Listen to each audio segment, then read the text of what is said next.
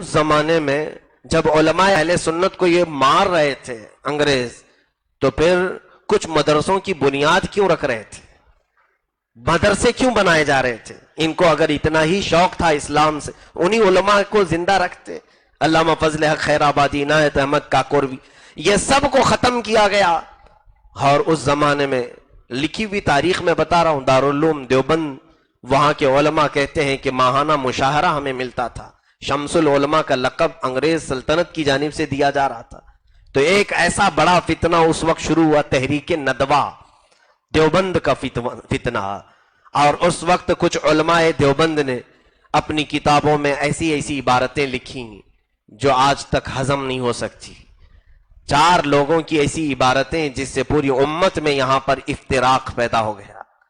پورے اہل سنت تھے، ہندوستان پورے اہل سنت تھے، لیکن علماء دیوبند کی لکھی ہوئی کتابوں نے پوری امت کو 2 حصوں میں تقسیم کر دیا۔ کیا کہ ایک طرف انہوں نے یہ لکھا، نبی کا علم پاگلوں اور بچوں کے برابر ہے، نبی کا خیال نماز میں آنا گدھے اور بیل کے خیال سے بدتر ہے۔ نبی کو انہوں نے اس درجے پر رکھا کہ علم غیب کی کوئی ان کی خصوصیت نہیں، اتنا علم تو شیطان کو بھی دیا گیا ہے۔ یہ عبارتیں ان کے علماء نے لکھی، اور یہ بھی کہا کہ بالفرض اگر زمانے نبی کے بعد کوئی اور نبی آ بھی جائے گا تو حضور کے خاتم النبیین ہونے میں کوئی فرق نہیں پیدا ہوگا، کوئی اور نبی آ سکتا ہے۔ اور ایک عالم نے، دیوبندی عالم نے لکھا کہ خدا جھوٹ بول سکتا ہے لیکن بولتا نہیں ہے، بولنے پر قادر ہے۔ یہ سب چیزیں کیا ہے؟ کیا نئی نہیں ہے؟ اس سے پہلے امت میں کسی نے یہ ساری چیزیں نہیں لکھی تھی، نہ اس کی طرف کسی نے اشارہ کیا تھا۔ تو یہ نئی چیزیں جب کتابوں میں آئیں، ہندوستان کے علماء میں اس وقت جو موجود تھے، ذمہ داری علماء پر آتی ہے دین اسلام کا دفاع کرنا اور ڈیفنس کرنے کے لیے۔ میرے عزیزوں، جب ملک پر حملہ ہوتا ہے تو بادشاہ اسلام اگر ہے تو وہ جہاد کے ذریعے سے یا پھر اپنے سپاہیوں کے ذریعے سے ڈیفنس کرتا ہے، دفاع کرتا ہے۔ اور ایک عالم اہل سنت جب علمی طور پر اس پر مقابلہ ہوتا ہے تو اپنے علم سے اس کا دفاع کرتا ہے۔ یہی حال ہوا جب رسول کریم صلی اللہ علیہ وسلم کی عزت پر حملہ کتابوں کے ذریعے سے ہونے لگا، اور پھر دھیرے دھیرے یہ تمام ہمارے جو معمولات تھے اس پر شبخون مارے جانے لگے۔ کتابوں میں یہ لکھا جانے لگا کہ نیاز، فاتح، یہ ساری چیزیں بدعات ہیں۔ یہ سب ہندوستانی جاہل مسلمانوں نے شروع کیا۔ فتویٰ پوچھا گیا مولوی رشید احمد گنگوئی صاحب سے، تو انہوں نے کہا کہ یہ تمام چیزیں خرافات ہیں، بدعات ہیں، نیاز، فاتحہ، سبیل وغیرہ۔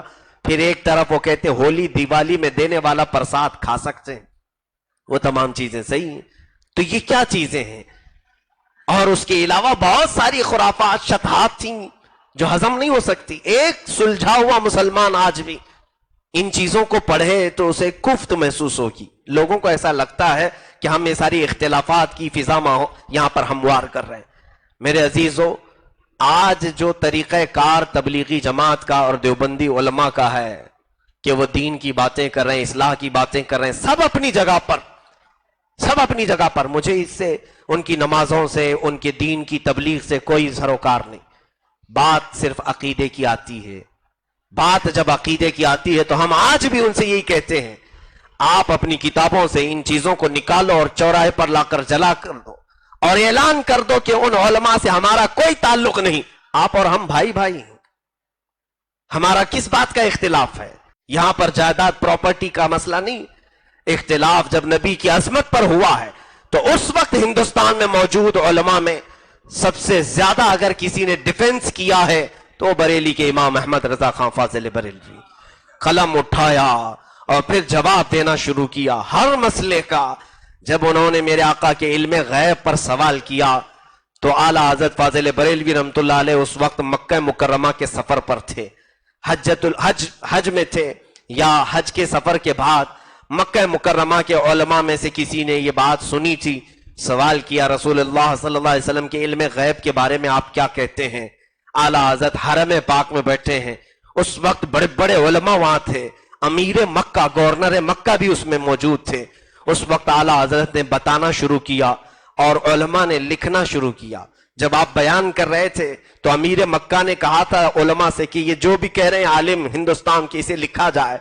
جب لکھنا شروع کیا 8 گھنٹے تک مسلسل علم غیب رسول پر آپ نے بیان کیا، اور ایک دو نہیں 200 دلیلیں وہاں پر موجود تھیں، 200 دلیلیں حدیث سے، قرآن سے، علماء اسلام کی تمام باتوں سے، صحابہ کے اقوال سے، تابعین کی باتوں سے۔ وہ پوری کتاب کا نام الدولۃ المکیہ بالمادۃ الغیبیہ، کتاب کا نام بھی رکھا اسی سن کے اعتبار سے۔ جب یہ 8 گھنٹے میں 200 پیج سے زیادہ کی ایک بڑی کتاب تیار ہوئی، اخیر میں امام محمد رضا خان فاضل بریلوی اٹھ کر کے کہتے ہیں فقیر سفر میں ہے، کتابیں ساتھ نہیں لایا، جتنا حاضر تھا اتنا بیان کر دیا۔ یہ علم لدنی ہے، علم وہبی ہے، اللہ کی طرف سے عطا کیا ہوا، اور وہ کتاب آج بھی پورے عالم اسلام میں رسول اللہ کے علم غیب کے لیے علماء اسلام استعمال کرتے ہیں۔ جب کبھی کوئی اعتراف کرتا ہے رسول اللہ کے علم غیب پر، اعلیٰ حضرت کی یہ کتاب پیش کر دو، الدولۃ المکیہ۔ چیلنج ہے میرا، لا کر کے دکھائیں کہ امام احمد رضا خان فاضل بریلوی نے کتنے لوگوں کو کافر کہا، میرے پاس لا کر دکھا دیں۔ بہت سارے لوگ کہتے ہیں بہت جلدی کفر کا فتویٰ دیتے تھے۔ 4 لوگ علماء دیوبند میں سے 4 جن کو آپ نے ڈائریکٹ فتویٰ نہیں دیا، آپ نے نہیں، ان کی ساری چیزیں نکالی، کتابوں کی ساری چیزیں نکالی۔ مولوی اشرف علی تھانوی کو اعلیٰ حضرت فاضل بریلوی نے 10 سال تک خط لکھا ہے، وہ خط بھی موجود ہیں، مکتوبات امام احمد رضا کے نام سے کتاب بھی شائع ہوئی۔ اعلیٰ حضرت نے 1 سال نہیں 10 سال تک انہیں سمجھایا کہ آپ اس عبارت سے رجوع کر لو، یہ غلط لکھی ہوئی ہے، آپ اس سے پلٹ جاؤ، یا پھر آپ بحث کرنے کے لیے آپ میرے سامنے آ جاؤ، یا آپ نہیں آ سکتے تو آخر میں اعلیٰ حضرت نے لکھا آپ اپنے کسی وکیل کو بھیج دو میرے سامنے۔ انہوں نے کسی چیز کا جواب نہیں دیا، نہیں لکھا، انہوں نے کہا کہ ہم نے جو لکھا ہے وہ صحیح ہے۔ ایک مرتبہ کا یہ واقعہ بھی ہے کہ کنز الایمان میں چھپا تھا ایک ماہنامہ کنز الایمان، کوئی ہلدوانی کے ایک حکیم صاحب کہتے ہیں کہ میں دارالعلوم دیوبند میں پڑھتا تھا، مولوی اشرف علی تھانوی صاحب ایک بار گھبرا کے آئے، کہا کہ مولانا احمد رضا آخری خط لکھے ہیں آج مجھ کو، تم لوگ کیا کہتے ہو؟ بڑے بڑے علماء سے مشورہ کیا۔ مولوی اشرف علی صاحب نے کہا کہ میں چاہتا ہوں کہ رجوع کر لوں، توبہ کر لوں، معاملہ ختم ہو جائے۔ وہاں موجود علماء نے کہا نہ ہماری ناک کٹ جائے گی اگر آپ رجوع کر لیں گے۔ مولانا احمد رضا کو جانتا کون ہے؟ وہ ایک چٹائی پر بیٹھنے والے بریلی کے عالم، نہ ان کا کچھ ہے، ہمارا تو بڑا مدرسہ ہے۔ وہ بات ختم ہو جائے گی، ڈوب جائے گی، ختم ہو جائے گی چند دنوں کے بعد۔ تو وہ ان کو باز رکھا مولانا لوگوں نے، دوسرے لوگوں نے، یہ اس کے بھی گواہ موجود ہیں۔ میرے عزیزو، اس کا مطلب یہ ہے کہ مولانا اشرف علی تھانوی کو یہ معلوم تھا کہ میں نے جو لکھا ہے وہ غلط ہے۔ اور ایک جگہ پر ان سے سوال کیا گیا مولوی اشرف علی تھانوی صاحب سے، جب اعلیٰ حضرت کا انتقال ہوا تو ان سے کہا گیا کہ مولانا احمد رضا خان کا انتقال ہو گیا۔ انہوں نے کہا بڑے افسوس کی بات ہے، بڑے افسوس کی بات ہے کہ ایک اچھا عالم دین چلا گیا۔ کہا وہ تو آپ کو کافر کہتے تھے، آپ ان پر کیوں افسوس کر رہے ہیں؟ وہ تو آپ کو کافر کہتے تھے۔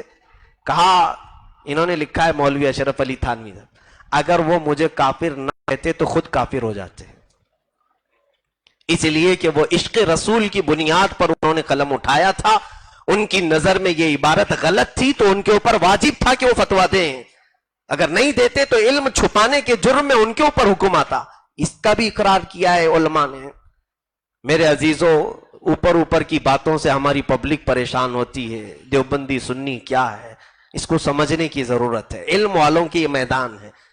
میں آپ کو بتا رہا ہوں اعلیٰ حضرت فاضل بریلوی نے ڈائریکٹ فتویٰ نہیں دیا، بلکہ ان کی کتابوں کی عبارتیں لائن جمع کر کے حرم پاک سوال بھیجا۔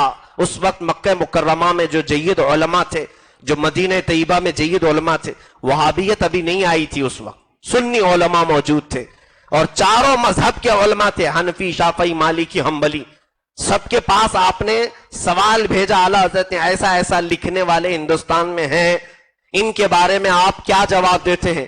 حرمین طیبین کے سارے علماء نے جو جواب لکھا، کہا کہ یہ دین اسلام خارج ہو گئے، انہوں نے گستاخی کی، اور جو ان کے کفر پر شک کرے وہ بھی کافر ہو جائے گا۔ یہ جواب وہاں سے آیا تو اعلیٰ حضرت نے وہ جواب کو ایک کتاب کی شکل میں شائع کیا جس کا نام حسام الحرمین ہے۔ اب آپ کو بات سمجھ میں آئی؟ ڈائریکٹ اعلیٰ حضرت نے فتویٰ نہیں دیا، سوال کیا علماء حرمین کو، ان کا جواب آیا تو آپ نے شائع کر کے لوگوں کو بتایا کہ دیکھو صرف میں نہیں کہتا ہوں، حرمین کے علماء بھی کہتے ہیں کہ یہ غلط ہے، تم توبہ کر لو۔ میرے عزیزوں، اس وقت امت کو یہ بات سمجھانا بہت مشکل ہو گیا تھا۔ علماء جیسے آج ہم لوگوں کو سمجھانا مشکل ہے، لوگ جبے کبے ٹوپیاں چلے چھٹیاں دیکھ کر کے سوال کرتے ہیں کہ اتنا دین کا کام کرنے والے اور آپ کہہ رہے ہیں گمراہ۔ یہی بات سمجھانا بہت مشکل ہوتا ہے۔ اعلیٰ حضرت فاضل بریلوی نے اپنے علمی میدان میں اپنے قلم سے ساری امت کو یہ سمجھایا کہ عمل ایک جگہ پر ہے اور عقیدہ اپنی جگہ پر ہے۔ عقیدے میں اگر خرابی ہے تو عقیدہ بنیاد کی حیثیت رکھتا ہے، عمل دیوار ہے، جب بنیاد کمزور ہو تو دیوار اس پر کھڑی کی ہی نہیں جا سکتی۔